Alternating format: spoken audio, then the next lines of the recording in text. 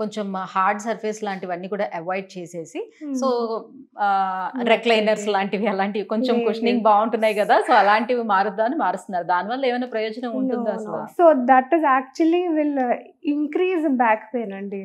So ఇంకా ఎక్కువ మెత్త మ్యాటర్స్ తీసుకున్నాం అనుకోండి, కర్వేచర్ మనకి నార్మల్ న్యాచురల్గా ఉన్న స్పైన్ కర్వేచర్ అనేది డిస్టర్బ్ అవుతుంది.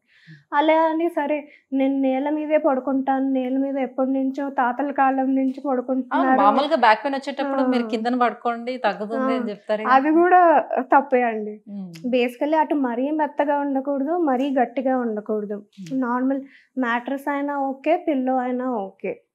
అలా అని నేల మీద పడుకోవటం కూడా అసలు కరెక్ట్ అనేది కాదు. సరే చాలా మంది నడుము నొప్పి వచ్చింది కదా, బెడ్ రెస్ట్ తీసుకుంటే సరిపోతుంది అనుకుంటారు.